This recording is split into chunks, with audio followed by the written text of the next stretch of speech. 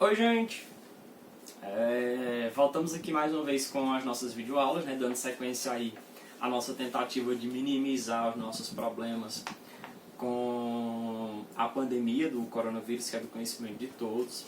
Inclusive, espero que vocês estejam conseguindo, né, ficar em casa, obedecer à quarentena, esse período de isolamento aí que a gente sabe que é imprescindível para que a gente consiga controlar e conseguir atender aqueles que necessitarem realmente dos atendimentos hospitalares, né? Então, cria uma rotina de higiene, usa máscara se precisar, certo? Sempre procura se manter o mais limpo possível e, claro, sempre dentro de casa, tá bom? E a gente pode estar usando dessa quarentena para fazer outras atividades. Claro, além de dar continuidade aos nossos estudos, que é isso que a gente está fazendo aqui, procura ler um livro, procura ver uma série, existem filmes de excelente qualidade, tá certo? Então aí eu tenho certeza como programas dentro de casa para fazer é o que não vai faltar, tá? Inclusive, vamos aproveitar, né, esse momento e dar uma estudada aí no nosso material, tá certo? Então eu trouxe aqui para vocês hoje uma revisão rápida de tudo que a gente falou aqui nesse bimestre, desde que a gente iniciou aqui o curso do ensino médio para a primeira série, né? Tendo em vista que aí a gente vai precisar logo fazer as nossas avaliações e aí é interessante que a gente dê uma revisada bem massa em tudo que a gente falou até aqui, tá bom? Então, foca bastante, que agora a gente vai focar no nosso conteúdo. De início, nós começamos falando sobre a importância química atualmente na sociedade. E aí a gente fechou alguns conceitos. Por exemplo, a gente conseguiu compreender que o conhecimento químico acumulado ao longo das eras, né, ao longo do tempo pela sociedade, serve muito atualmente para melhorar a vida das pessoas. Aí a gente viu que exemplos como no ramo farmacêutico, no ramo de combustíveis, no ramo da construção civil, em diversos ramos da indústria, em diversos ramos, a gente teve a contribuição da química para que a gente tivesse um avanço tão grande que a gente vê na sociedade, tá certo? Mas a gente viu também que essa química às vezes ela traz problemas quando o homem, que é quem faz uso desse conhecimento químico, ele não faz um uso adequado, um uso correto. E aí a gente tem problemas desde cunho ambiental, que são as grandes devastações ambientais que a gente tem por contaminação química, como por exemplo quando uma nação se levanta contra a outra e produz um armamento nuclear. Tá certo? E isso também mata dezenas de vidas, tanto a vida humana como também a vida ambiental daquela região, daquele lugar afetado. Então a gente viu que a química ela é excelente e bastante importante, mas a gente precisa estar tendo sempre esse olhar de como a sociedade está fazendo uso desse conhecimento químico. Tá bom? Aí, para que a gente continuasse dando o estudo, dando continuidade na compreensão sobre a química, nós precisamos voltar um pouquinho na história para a gente conhecer um grupo de pessoas que foi bastante interessante e que contribuíram muito com o conhecimento químico e o conhecimento de outras ciências que a gente tem aí na sociedade, que foram os alquimistas, tá certo? Alquimistas, eles eram pessoas que tentavam de início explicar também a natureza, o comportamento da natureza. A gente sabe aí que desde lá dos filósofos, né, essas pessoas elas buscavam compreender o comportamento da natureza, como a natureza se comportava. E aí os alquimistas também iam nesse sentido, nessa direção de compreensão da natureza. Logo no início, eles tinham um jeito próprio e peculiar de tentar modificar e entender a natureza. Para a gente entender, os alquimistas não eram exatamente cientistas. Eles tinham um pouco da ciência, mas eles sempre estavam misturando alguns conceitos científicos com a magia ou com um viés religioso. A gente na alquimia sempre vai ter isso. Ciência e religião, ciência e magia, ciência e mística se unindo, tá certo? O tempo todo. Isso é alquimia. E aí esses alquimistas acreditavam lá no início que a natureza ela era formada pela combinação de 4 elementos químicos. A matéria era formada pela combinação de 4 elementos químicos da natureza: terra, ar, água e fogo. Tá certo? Eles acreditavam que existia um elo ou uma combinação proporcional entre esses elementos químicos E aí a matéria ela se formava e a gente tinha a formação de tudo que existe no mundo, tá bom? Aí esse conhecimento, por muito tempo, ficou lá sendo aceito, até que, por perseguição ideológica também, esses alquimistas começaram a ter que trabalhar distante das grandes sociedades. Porque muitas vezes eram cientistas que tentavam explicar o pensamento ou a natureza de uma forma diferente de como os grandes idealizadores daquela época tentavam explicar. E a gente sabe que quando acontece esse choque ou esse conflito de pensamento, né, um lado sempre acaba perdendo. Não é bom, não é interessante. E os alquimistas tiveram que começar a trabalhar escondidos. E aí os seus laboratórios, né, primeiro tipo de laboratório, teve que se afastar das grandes sociedades, tiveram que trabalhar em cavernas, em lugares escondidos. Tá certo? Resumindo, esses alquimistas que misturavam essa ciência, né, com religião, tá certo? Que acreditavam que a natureza era formada por esses 4 elementos químicos, além de tentar explicar a natureza, o comportamento natural, eles também buscavam 2 objetivos principais. Era o elixir da longa vida, que seria um elixir que daria a capacidade de curar os males da carne a quem possuísse, e a pedra filosofal, que seria uma pedra que iria fazer a transmutação dos metais para ouro, e a pessoa que a possuísse teria grande riqueza. Então, a alquimia estava ali nesses 2 grandes objetivos, além de todo o resto. Mas qual é a contribuição dessa alquimia para a ciência? Ora, os primeiros equipamentos de laboratório, a primeira ideia de laboratório, alguns processos como a destilação, por exemplo, que a gente tem hoje até hoje, foram processos criados e que a gente herdou da alquimia, tá certo? Então a alquimia foi muito importante para o conhecimento químico como a gente tem atualmente. Beleza? Aí a gente chega na definição de matéria. A gente deixa um pouquinho a história antiga para lá e a gente começa a voltar a pôr os pés na atualidade. Atualmente a gente entende por matéria, né, aquele conceito bem clichê, né? Matéria é tudo que tem massa e ocupa um lugar no espaço. Isso é bem verdade. Só que a gente precisa melhorar esse entendimento sobre matéria, tá certo? A matéria, além de possuir massa e ocupar um lugar no espaço, ela está passiva de transformação, tá certo? E aí, além de possuir massa e ocupar um lugar no espaço, ela passa por transformações. Isso, sim, é um conceito mais fechado, mais grandioso sobre matéria. E aí a gente viu que tudo o que existe no mundo a gente vai estar podendo classificar de acordo com a sua utilidade para a gente. Ou em matéria ou material, ou em corpo, ou em objeto. Quando é que a gente tem matéria? Quando a gente fala de uma substância, a gente fala dessa substância de uma forma geral. Tá certo? Por exemplo, quando eu falo madeira, eu não especifico qual tipo de madeira nem a quantidade de madeira que a gente está falando. Então eu sei que a madeira ela é um material, ela pode ser transformada, ela tem massa e ela ocupa um lugar no espaço. Isso é matéria, madeira. Quando eu falo, por exemplo, ferro, pode ser qualquer ferro, qualquer quantidade de ferro. Eu sei que ele tem massa, ocupa um lugar no espaço e é passivo de transformação. Então isso é matéria. Só que aí, quando a gente começa a limitar essa porção da matéria, a gente começa a ter uma especificação melhor. A gente dá um nome mais específico para isso. A gente chama de corpo. Por exemplo, um tronco de madeira ou uma barra de ferro. A gente sabe que é uma porção mais limitada da matéria, mas que ainda não há uma utilidade prática para o ser humano.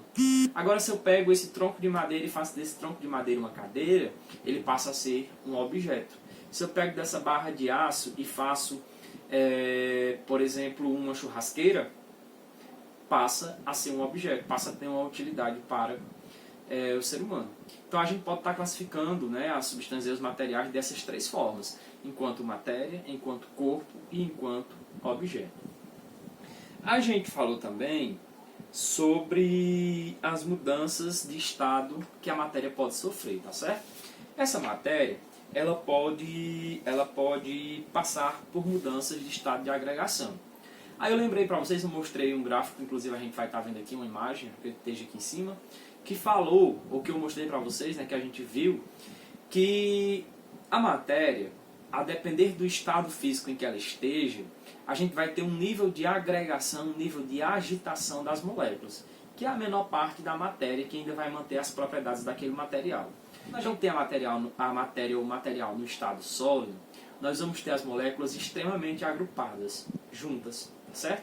Elas vão estar bastante juntas e sem movimentação, porque eu não tenho energia cinética das moléculas.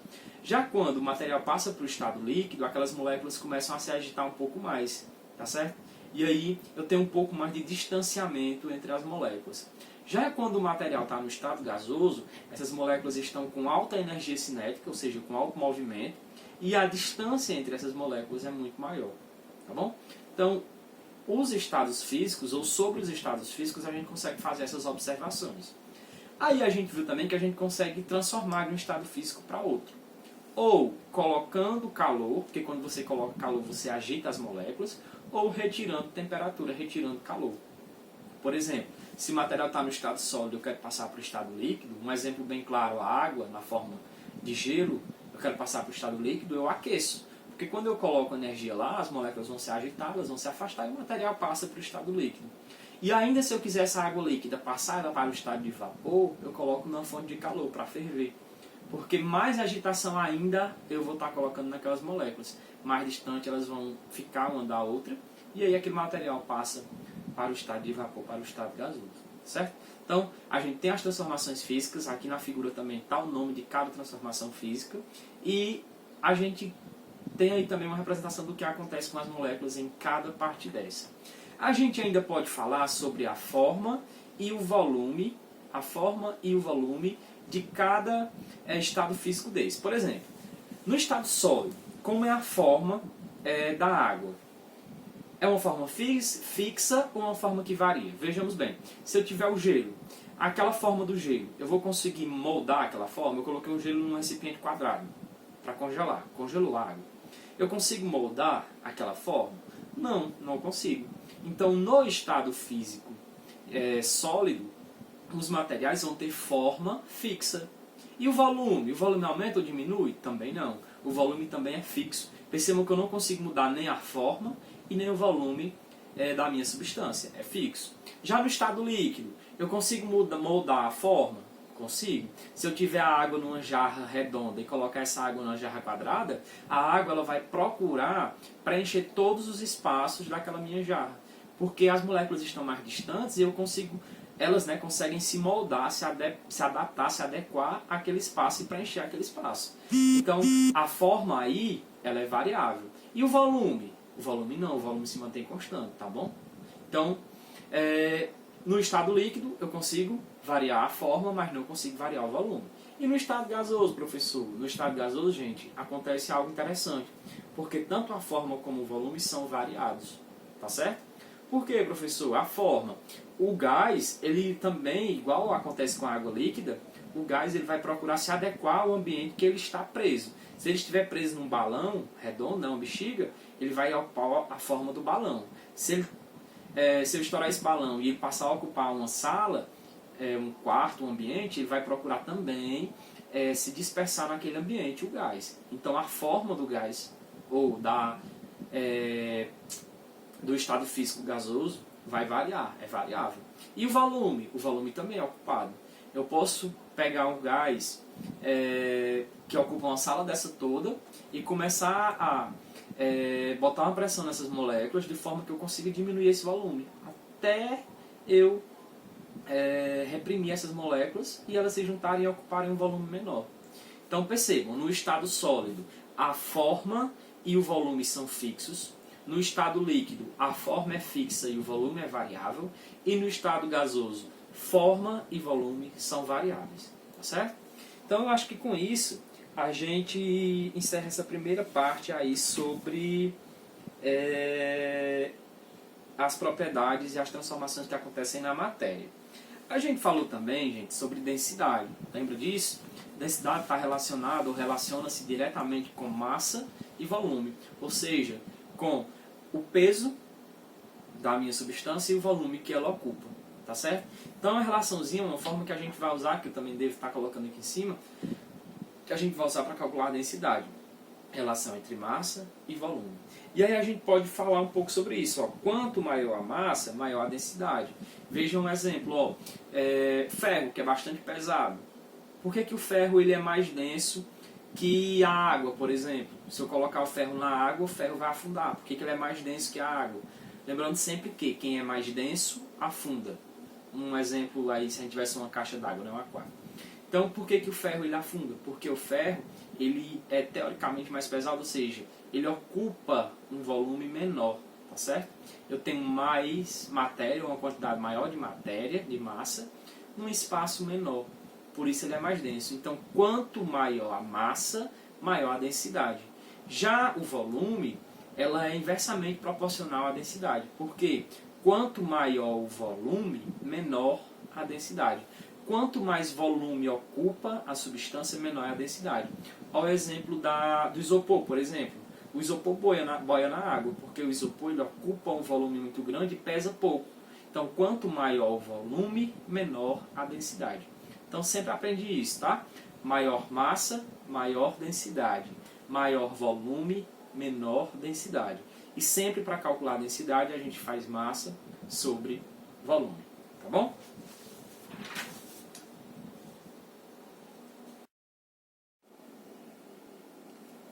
Gente, então, gráfico ou curva de aquecimento e de resfriamento das substâncias. Ó, nós sabemos o seguinte, que é possível representar através de um gráfico o que acontece ou em qual estado físico as substâncias elas vão se apresentar, tá bom? Na natureza. Então, para isso a gente utiliza de dois conceitos. O conceito de ponto de fusão e o conceito de ponto de ebulição. O que é que a gente sabe sobre esses dois conceitos? Ponto de fusão, vou colocar aqui do lado, tá? Ponto de fusão é aquele ponto que está entre o estado sólido e o estado líquido. Ponto de ebulição é aquele ponto que está entre o estado líquido e entre o estado gasoso, tá certo? Então, como exemplo, eu trouxe aqui a água. Ó. Ponto de fusão da água é em 0 graus Celsius. O que é que isso significa pra gente? O que é que diz pra gente? Que qualquer temperatura abaixo de 0, a água está no estado sólido. Qualquer temperatura acima de 0, ela está no estado líquido. E o ponto de ebulição é aqui em 100 graus. O que é que significa pra gente? Qualquer temperatura abaixo de 100, a água está no estado líquido. Qualquer temperatura acima de 100, ela está no estado gasoso. Certo? Então, com isso a gente compreende o seguinte, ó, abaixo de 0, sólido, entre 0 e 100, líquido, acima de 100, gasoso. Ou ainda, a gente pode representar daquela outra forma que eu ensinei a vocês. Eu passo uma linha reta, marco sempre primeiro o ponto de fusão, depois o ponto de ebulição. Em 0, ó, é o ponto de fusão, em 100 é o ponto de ebulição. Com isso, eu compreendo que abaixo do ponto de fusão, o estado físico é sólido. Entre o ponto de fusão e o ponto de ebulição, o estado físico é líquido. E acima do ponto de ebulição, o estado físico é gasoso. Tá bom? Então, tem duas formas de representar isso. Aí, se eu perguntar a vocês, gente, qual é o estado físico da água em 50 graus Celsius e em 110 graus Celsius? Ó, em 50, tá aqui, ó, entre 0 e 100. Se está entre 0 e 100, o estado físico é líquido. Olha, se eu fizesse usasse essa outra alternativa, ó, entre 0 e 100, líquido. 50 está aqui, ó, no meio. Então, a água em 50 graus, utilizando o gráfico, é líquida. Beleza? Vamos para a água em 110. Ó, 110 é maior que 100. Está acima do ponto de ebulição, é gasoso. Ó, aqui na outra forma de resolver, ó, acima de 100, gasoso. A água em 110 está no estado gasoso. Tá bom? Então, ó, vamos fazer o seguinte. Pausem o vídeo e vão resolver essa tabela que eu trouxe aqui, ó. Me digam, usando esses dados, tá certo? Usando esses dados, qual é o estado físico dessas duas substâncias, o benzeno e o naftaleno, em 50 graus e em 210 graus. Olha aí, desafio para vocês que vai ficando, ó. Tá bom? Usando essas duas informações da tabela aqui, ó, ponto de fusão e ponto de ebulição para o benzeno e para o naftaleno. Me diga qual é o estado físico do benzeno e do naftaleno em 50 e em 210. Vamos lá? Desafio para vocês.